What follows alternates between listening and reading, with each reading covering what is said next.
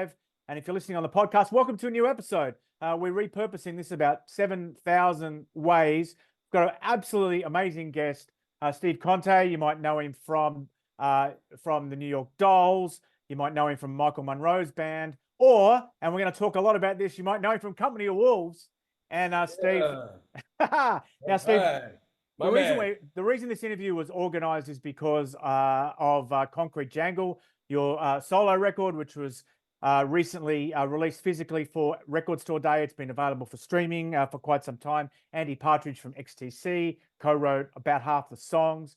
Yeah. But what you don't know is that when I was 21, I came to New York for the first time from Australia, and I interviewed Company of Wolves, and that was 1990. I think I left my tape recorder at the studio, and one of you guys came and gave it back to me. I can't remember who it was. I was just a very nervous boy in the big city, so I figured when I eventually got to interview you, I'd be able to just say, "So, what have you been doing since we last spoke 34 years ago?" How many years ago? I thought I could just ask one question and off we go. But let's talk about Concrete Jungle to start with. You're in Finland now. You've been recording an album with Michael Monroe. And Record Store Day, I assume it went really well?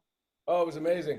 I only regret that I was not in the States or anywhere around a record store that was participating in Record Store Day, on Record Store Day, because I was in Finland in some little town that had no record. Well, maybe it had a record store, but they didn't participate in Record Store Day. And in fact, some friends of mine went to a couple record stores here and they couldn't find my record. But that's part of Record Store Day's thing. It's like kind of like a treasure hunt, you know? Mm-hmm. Can't really pre-order it. You can't guarantee that it'll be at the store. You have to kind of go. And I didn't realize this about Record Store Day. It's like a game. It's like people go they get a little map of like, where are the Record Store Day record stores near me? And they drive to one place. And if that doesn't have the record, then they run to the next place. They see if that has the record they want. And they have to be there like when the doors open at 9 a.m. and rush in and hope that they have so it's pretty fun, kind of cool thing. But I was not nearby any source to participate, but it looked like a pretty exciting thing online. You know, I saw lots of people posting, and then they would post photos of them that, hey, I got it, and pictures of their dog with it, and And there's about 50 voices, 50 friends sang on the record. Is that right? On one song. On one song, okay. Yeah. Yeah, on the song We Like It, which was my last single, which I'm now doing a video for. A little bit late, but better late than never. And this is such a good song. It's about politicians' crazy election promises. And it just, I just happened to write it this year during election year, not on purpose. But it's a big election coming up in the States, and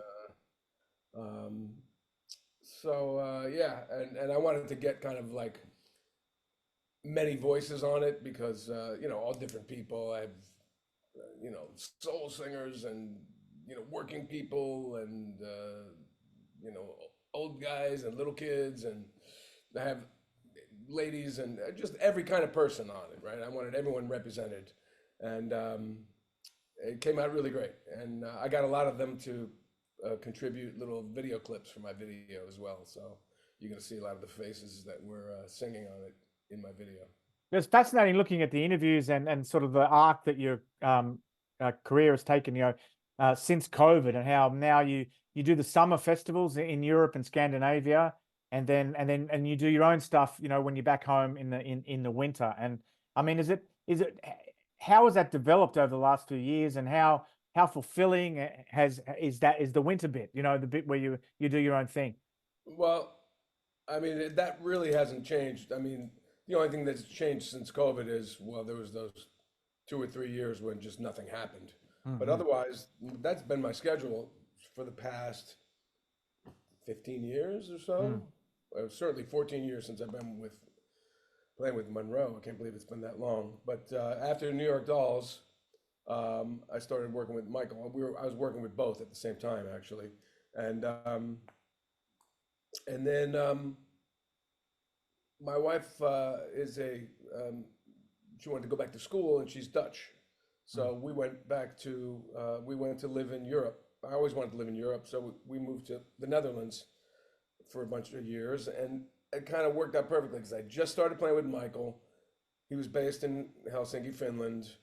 A lot of other members of the band. Yeah, we had the other guitar player, Ginger from the Wild Hearts, was in England. Carl was in Sweden.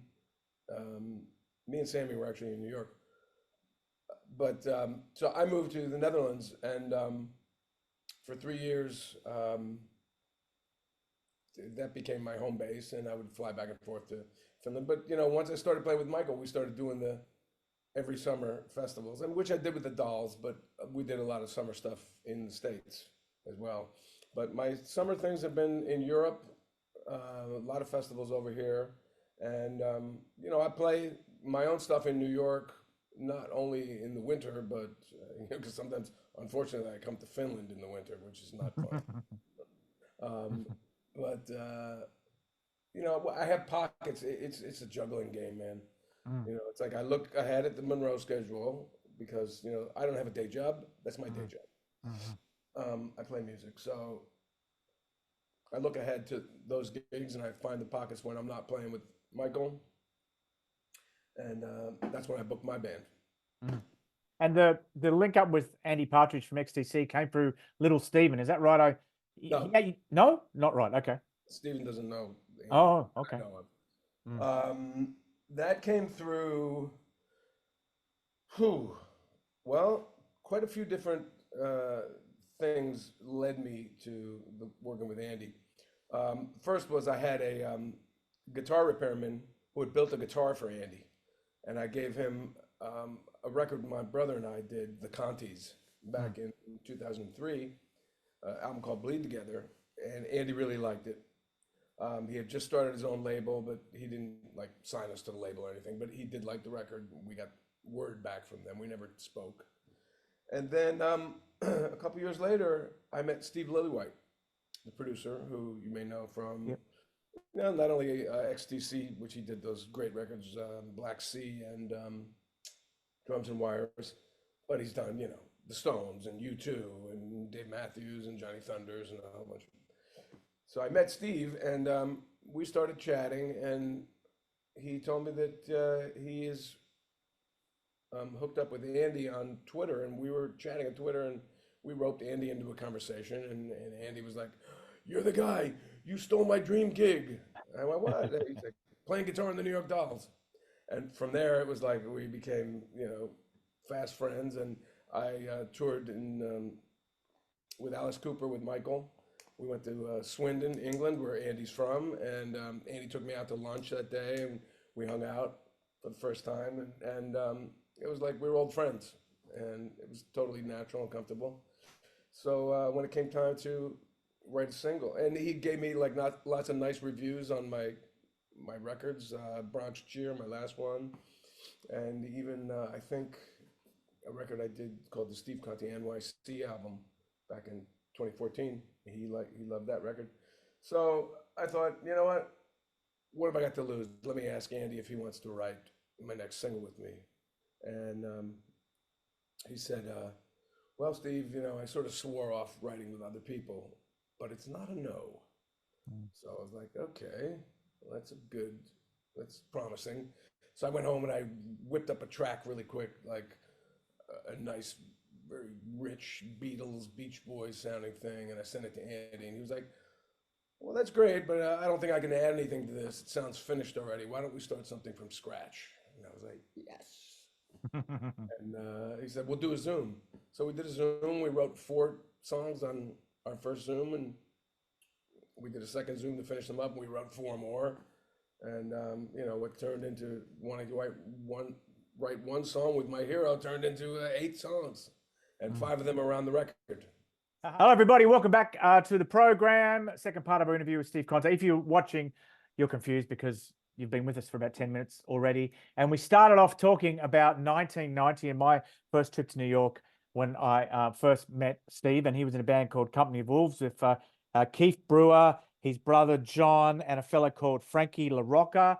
And I just saw on Facebook when I was looking before we did this interview, there's a new record out, or has it just been released on CD? There's a Company of Wolves record out? Yeah, Company of Wolves. Yeah, we did a new version of the album Shakers and Tambourines, which we put out after we left Mercury Records, those were the demos that got us signed to Mercury. Now, back in those days, like in 1989, you would make amazing demos, but the label would say, this was before DIY, was it was cool, Everybody had to spend, $500,000 to make a record, or else it wasn't any good. So they thought. But they said, we love your demos. And we are like, okay, great. Why don't you just press them up and, make that the record? And they were like, oh, no, no, no, no, no. You have to work with our producer here and work in this studio. And we're doing this mastering guy. And, everybody was probably getting a little taste. And, but what did we know? We were young and stupid. So we did it. We spent, almost $1 million by the time we were done with our deal there at Mercury. And, since then we've made records that are just as good or a whole lot better for a fraction of the price. Amazing. Yeah, so that was, these demos were the ones that got us signed to Mercury, and they're called, the collection is called Shakers and Tambourines. It was put out by a French label called Bad Reputation. And the difference between this one and our previous release of it is that we have a bonus track, the song called Company of Wolves, which we never released. And people have heard it. Going, how did you not release that? That's your theme song. We're like, sometimes you make these choices as a band, the band Bad Company happened to have their song Bad Company on their first album, but I guess they didn't have to. Remember how Led Zeppelin would have an album called Houses of the Holy, and then 3 albums later they'd put the song Houses of the Holy on another album? Doesn't matter. Take us back to those days, Steve. Like, I mean, obviously it was a great time to be alive, in New York, and that, but it was the tail end of that scene where grunge was just coming in. I don't know, have you done a lot of interviews over the years talking about Company of Wolves or not? I mean, what are your recollections? Yeah, I have, and I still do, and this was before grunge. Like that's grunge is what killed us, actually. Yeah, that's what I was. I like some of this stuff. It's kind of responsible for the demise of that band and other bands like us, which might be a good thing. There was a lot of crap music that was coming out at that time. There was, the hair metal thing. They had tried to lump us into that because, we had hair and, our guitars were loud. But I mean, we were into the Beatles and Tom Petty and, the Stones as much as we were into AC/DC and Zeppelin, So we had like a bluesy power pop thing, Cheap Trick we loved, and Aerosmith and Creedence, and, we were pretty rootsy compared to a lot of those bands. But but that album came out in 1990, and then we did a second album in 91, and that is right when Nirvana hit. It was supposed to come out in 92, and the label had a new president that came in, and he just cleaned house. Any band that hadn't sold platinum, he was like, who are these guys? Get them out of here. They're not even gold, forget it. Because I think we had sold 100,000 records, which today would be like a coup, But back then it was like a failure. 100,000 records, that's it. They're not gold, drop them. So, and that was happening just as every label started flocking to Seattle to sign the next, Burning Tree or whatever, Stone Temple Pilots. And we tried to get the record released on other labels, but nobody was interested in like a good time, melodic rock and roll band. Kind of everything had to be dark and like tuned down and depressing, and beards tied up and and flannels and Doc Martens and short pants and heroin. So we were not that. So we went our separate ways. My brother and I started our own band called the Crown Jewels, and Keith did his solo thing. And but it was nice for a minute. We had a bunch of songs in the top albums and top rock radio tracks in America. We never toured Europe though. But so it's nice. This thing is coming out in Europe, and hopefully, because a lot of actually when I'm out here on the road with the Dolls or with Michael or even with my own thing, I tour in England a lot solo, and the surrounding countries. People come up with Company Wolf CDs and vinyl from, it was on Vertigo, I believe, in England, and so the album reached over there, but the band never did. Unfortunately, we never toured. Is there still a second record in the can that hasn't been heard, or has it come out in other forms, that music? Company Wolves, you mean? Yeah, Company Wolves, yeah. We put out an album called Sterile Spy Case. Yep. Spiral Staircase, which is something that our drummer said once. Steve, it was a great party I went to the other night. They had a sterile spy case in his house and everything.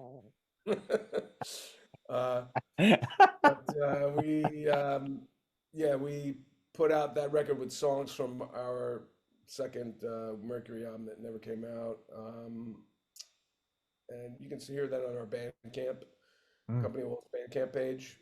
And and we'll be pretty soon. I think we have CDs of the new Shakers and Tambourines album that we're signing, and we'll be selling on our Company Wolf's Bandcamp page as well. That's awesome. But a couple of things, like, what was it like to have, like, for that period? I guess for you, it might have been 18 months of having the record company, people patting you on the back and saying you're going to be a rock star, and having all that budget behind you, and then to have, the rug pulled from under you. And were you turned off by that experience, or did you have a thirst to experience it again? Well, of course, we wanted to continue it. We didn't want to get regular jobs or anything, So, I mean, successful. You're successful. Well, the first thing you think is, I remember thinking when we got signed, I thought my life is going to completely change after this. Oh, and it did. Not in the way I thought it would, but,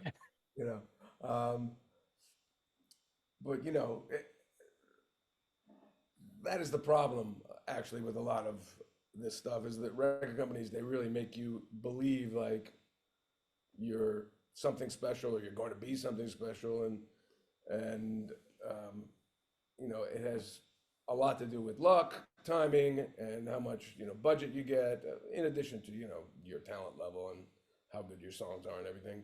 But there are a lot of people that have been told that since a young age they're a superstar, and so now here they are in adulthood, and they can't even function in the world because they don't know how to, like, pay their own bills and do stuff. You know what I mean? They've just had people do it for them their whole lives. But I never had that luxury. I still, when I do my own gigs, I carry my own gear and drive my own van, and I pay my own bills, and I'm when I work with Michael, we have a crew and a tour bus and all that, but that's part of the day job. You don't do that and carry your own gear. But to have that happen for 18 months, it was like, wow, this is how this is how it is, and this is how it's going to be. And it was for that time, and then you get kind of knocked back down to reality, which a lot of us have. I mean, even a lot of the big selling bands, they now own their own records and sell them themselves on their websites, Yeah. Because of what's been going on with streaming, and maybe their contracts run out and they go, hey, I can make all this money for myself. Why involve a label? Yeah. Label, You do play. Label isn't what it used to be. I mean, now it's for, like, kids and hip hop and rap, and but for rock records, there's maybe a handful. Your Foo Fighters and your bands like that actually benefit from being on major labels. But your reunion, do you play reunion shows with Company Wolves? We've done a couple over the years, but considering that it's been 34 years, I'm coming to the next one. I think we can count them on one hand. It's not like we do them every year. I think we've done 2 or 3, but we have a festival booked in Germany next year. So I'm going. I've got to go. Some dates around that, so that we play in Germany, maybe England would be nice, and Netherlands, and Belgium and France, and hopefully Now, it's your turn to pick another song, but I actually want to sort of suggest one because, like I said, it was my first time ever overseas in 1990. I used to listen to Call of the Wild and Never Going Home, No More. I used to listen to that a couple of times a day in 1990. So can we play that song next? Certainly. Yes, excellent. Okay, welcome back to the program. Third part of our interview with Steve Conte. Really want to thank him for his time. First time I've spoken to him in 34 years. And we do have a question from we didn't give anyone much notice, I'm afraid, so you can blame me for that. But the question is from Chase Baker, who asks, "What was your first album as a boy you bought?" With my own money, yeah, that's a good question. I go back and forth between two things. My memory's foggy, but it's either Jay Giles' band Bloodshot, which was on red vinyl, and I still have it. Wow. It was either that record or Chuck Berry's Golden Decade. Oh, wow. Um, I had records before, but they were like bought for me by, for birthday gifts and whatever. I had Beatles records and Stones records, but I believe like I was be 13 when that came out, and I had my own, I had allowance, and I had some savings. I'd go to the record store and $5 for an album or whatever, and so that was a lot of money to a kid, So you had to be really careful what record you bought, And of course, I bought singles also, and you'd listen to the B side as much as you'd listen to the A side because you only had a few of them, Mhm. So, but I believe it was that because I was a huge Jay Giles fan. It was like blues yet, catchy radio stuff. So that was kind of, the perfect thing for me at the time. Do I you played still? every one of those songs in all my high school bands, along with Stones and Beatles and. I was going to say, do you still listen to 50s rock and roll? Because when you go back to it, it can be like a religious experience to hear it, can't it? When you haven't heard it in a while. Oh yeah, I mean, that's that's where it all came from. Mm. Chuck Berry, Little Richard, um, you know, Fats Domino, Bo Diddley, Jerry Lee Lewis. Mm. I mean, for me, it's Chuck and Little Richard. They're my two favorites. I thought we'd finish up by just asking you, Steve, about maybe some of the lessons you might have learned over the years as far as fame and the way you treat people. And obviously, when you're in a DIY endeavor, there's certain people who support everything you do, and so how you show respect back to them without sort of feeling like they're being exploited in any way, and just the way you deal with people one on one, I guess, Steve, because you would have people who I guess have supported you for 3 or 4 decades, and some people, they don't deal with their supporters as well as maybe they should.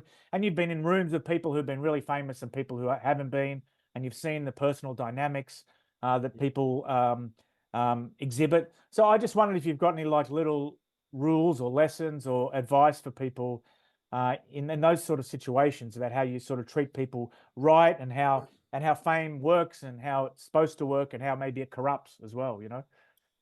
Well, one thing is for sure.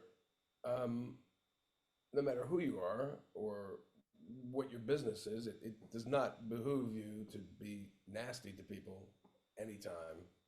Um, I love that phrase. You catch more flies with honey than with however it goes. Um, or kill them with kindness, whatever. But I mean, you get annoyed sometimes, and you have to, you know, tell people where it's at. But in general, I mean, people especially people who've supported me, I always try and show my thanks and appreciation for what they've done. There've been like writers they seem to love everything I do, and artists or photographers who do work for me and do great work. So I always give credit. I give appreciation publicly, because some people don't have. I mean, some people get paid for what they do, and you really don't have to thank them because they get paid, but I thank them anyway. But looking back on, talk about those 18 months that I was with Mercury, probably somewhere in there, I was, in my own bubble. And I know that there are people that are still in their own bubble like that, and they don't realize that they might be, being an ass to other people. So, some people have told me, oh yeah, when you were with the Wolves, you thought you were so cool and blah, blah, blah. And I was like, well, what can I say? I was young. I was told that, I was going to be a rock star with a label, and I believed them. And, you figure out soon enough that, you still have to be a good person.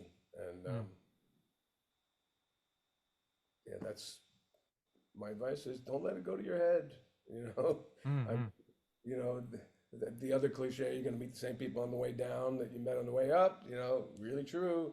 And, people love an excuse to, hate on you. So don't give them any. Mm. You know. Yeah, don't let praise go to your head or criticism to your heart. I think is a good Yeah. is a good motto in life. Finally, you're in Finland. I don't know if we mentioned that earlier, and I will let you go. But you're there because Michael Monroe's been recording a new record. Can you tell us anything about that record? Give us any inside info. Yeah, it's going to be an interesting one. We got together earlier this year and we rented a house and we jammed for a couple of days and just like came up with a bunch of songs that way. Um, just like jammed on a bunch of music, which, you know, because we all live in different countries, how we've written the past few years is I send in demos of my songs, Rich Jones sends in demos of his songs, and we're the two that kind of really do most of the writing in the band. Mm. Everything, lyrics, music. Sammy occasionally contributes to song. Michael occasionally contributes to song. But most of the singles have been by me and Rich Jones over the years. And when Ginger was in the band, there was Ginger co-writes, and when Dragan was in the band, there was Dragan co-writes. But this time we decided let's try it different and not just learn Rich's demos and learn Steve's demos the way that they played them. Let's try and like all play together. And so we came up with some pretty unique music. And then went away and I wrote lyrics to about 4 of them actually. And I got 6 songs on this record. Well, that we're recording now. We'll see which ones make the record. We got like 17 songs. Mm. There's a bunch of Rich songs. There's some left over from a previous record that we never used, and there's the songs we wrote together. So there's a nice variety. Some really out there, weird, arty stuff, and I think you'll be surprised. Steve, it's been a pleasure. I really appreciate your time. I'm sure the viewers do as well. For the listeners, one more song. What can we play? I'd say play "We Like It" because that's the song that my video is going to be for, and you can find this video probably sometime in the next month. I don't know when you're going to broadcast this video. It's not live now, is it? The video is, but the audio, where we're introducing a song, that'll be rolled out. That'll be rolled out. So I'll cut out that bit. I'm sure by the time people hear the audio, the video will be out. So yeah, this video I'm making for the song "We Like It" Mm. will be out probably within the next month, I hope. So Thank you very much, Steve. I'm going actually, to. Sorry. so actually, let me just say the actual album, The Concrete Jungle, comes out on May 20th on all formats on Wicked Cool Records. That's vinyl, CD, downloads. You may be able to find some sneaking around out there now. They're not supposed to be out yet, but apparently people have been getting them. I don't know how. But it's available through Record Store Day. It came out April 20th. But May 20th, it's officially out, and the video should be out for We Like It by then as well.